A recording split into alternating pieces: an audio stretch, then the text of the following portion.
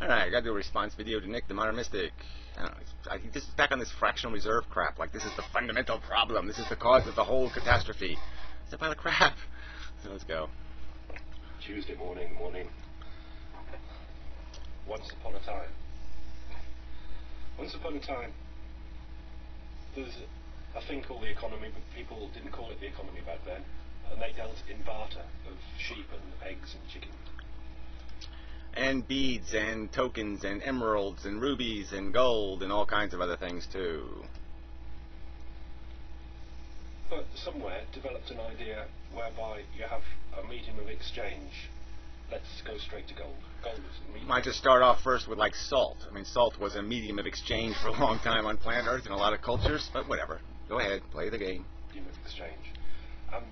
What happened there was it became more efficient because bargaining with sheep and eggs and chickens is very difficult and inefficient. Yeah, but like I said, but they always had other things, okay? They did have gold, or they did have a ruby or an emerald or something else, and they could say, this is worth 10,000 sheep.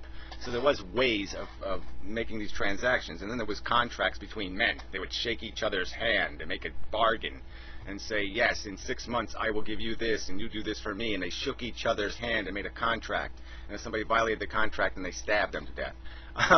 Or they had some middleman watch this handshake, and they called them lawyers. They invented lawyers. A place that developed bartering with a medium of exchange, gold. Should we go to war? Beat the crap out of the others that were bartering with chickens and eggs because they had developed. Oh, well, whatever. It didn't have anything to do with whether you had currency or not, whether you won a war. I mean, that's just crap. Economy that was more efficient. More efficient how? You're going to, I could make the argument that if the Egyptians did not waste their resources building pyramids, that they probably would have kicked the world's ass all over the fucking place. But they wasted the industry of their country on crap, on nonsense. To develop the idea that people wanted to steal their gold, so they should put it somewhere safe. So they put it somewhere safe and they issued receipts for it. And then soon found out that you could issue more receipts for it than you had the gold. There we go. There's the key problem. A key problem in your understanding of the economy. That does not happen. Fractional reserve banking does not mean you make more receipts out of nothing. It doesn't mean that. It doesn't mean you make more receipts for gold than there is gold or any of this other crap. They are receipts for different things, different kinds of commodities. All right, so you can put a sheep in the bank and get some gold, or you can put something else in there that's like a deed to a piece of property. All right, now that can be converted now into a receipt for gold, okay, because gold is being used as the fundamental kernel of value, the transactionable, I can give you this over the counter, where you obviously can't give somebody a piece of somebody's house over the counter. But the point is, the bank has receipts. I mean, it's just a pile of crap to keep saying that this is made up money and that this is the source of the problem. That is not the source of the problem. I'll go into where the source is. And the economy, strangely, in that place worked better than the places where they only used gold. 1-to-1 as a medium of exchange. So if it came to war, the people... Right, and everybody was, as soon as they came up with gold coins, and what did people do? They were shaving, they were nicking, they were cheating the gold all over the fucking place. A piece of 8, they were cheating the gold all over the place. And what they came up with was this transaction contracts. They started making contracts that the government enforced, and then they had contract paper, a piece of contract paper that had a specific value attached to it that people could transact, and there was a big giant army that would enforce that contract. And that is what currency is. Gold was still beat up on the chicken barterers, but the fractional reserve ticket token people would beat up on the people that used gold as 1-to-1. Fractional reserve worked better. No, it has nothing to do with working better. It just doesn't. I mean, it's just complete bullshit. Let's cut out history and say, and this is where we are, that because it worked was pushed to its absolute extremities, and because of its efficiency, spread throughout the world.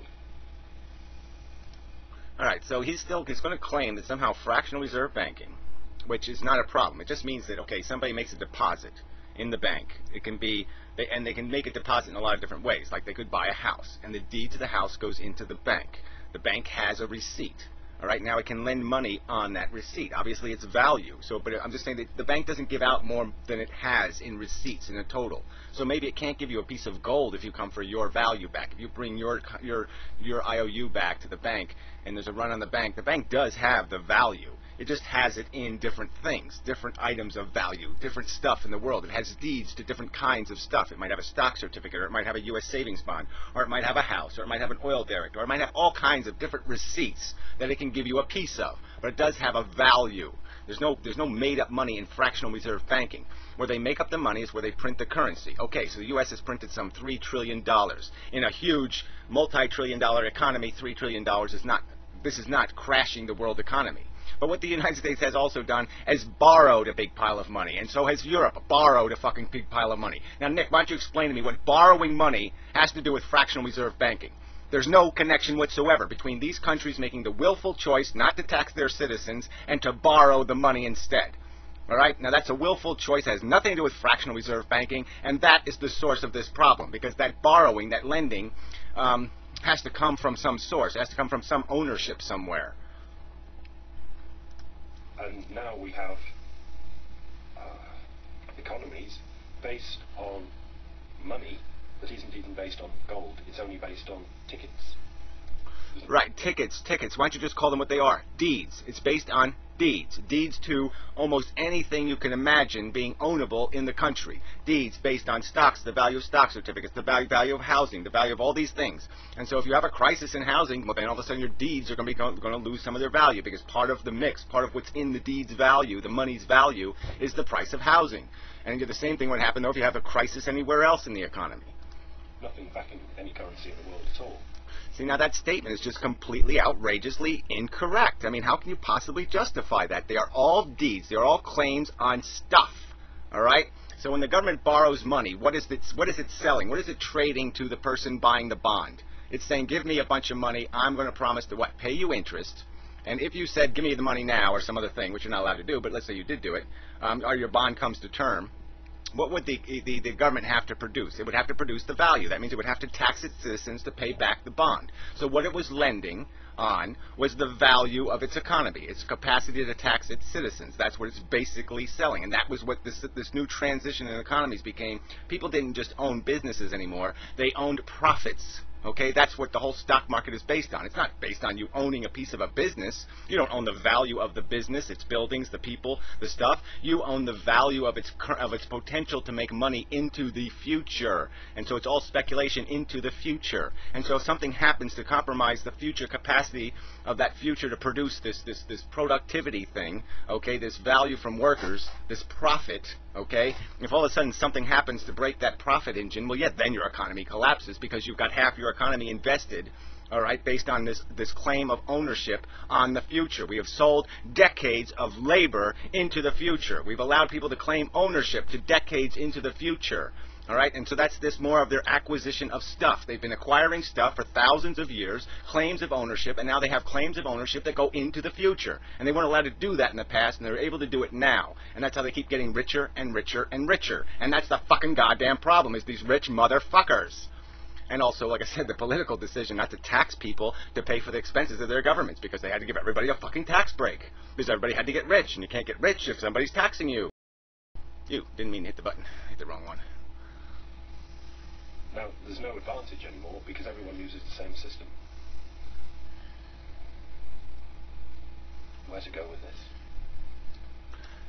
Again, it's not the system. Everybody's in debt, you mean. Everybody has chosen not to tax to pay for the services, but to borrow money. To borrow money to buy a car. To borrow money to buy a house. To borrow money to buy a toothbrush. Everything is on debt. And that price has to be paid eventually. And no one wants to deal with that reality. And who's it got to be paid to is people who have a claim on this ownership, or people holding the claim that they own all the value in the economy. And that's a tiny percentage of the human beings on the fucking face of the earth, and that tiny percentage of human beings are what's going to destroy the fucking goddamn economy. The Greeks were bailed out Sunday, and we've had more details yesterday of the bailout. One of the details of the bailout is that every household in Ireland is liable to pay over $1,000, obviously it's in euro, to the Greek government in order to help the Greeks do whatever Greeks do. Yeah, why don't we calculate how much every U.S. taxpayer is now going to be liable to bail out the mortgage market? I mean, how many thousands of dollars did each taxpayer just get nailed for to do that?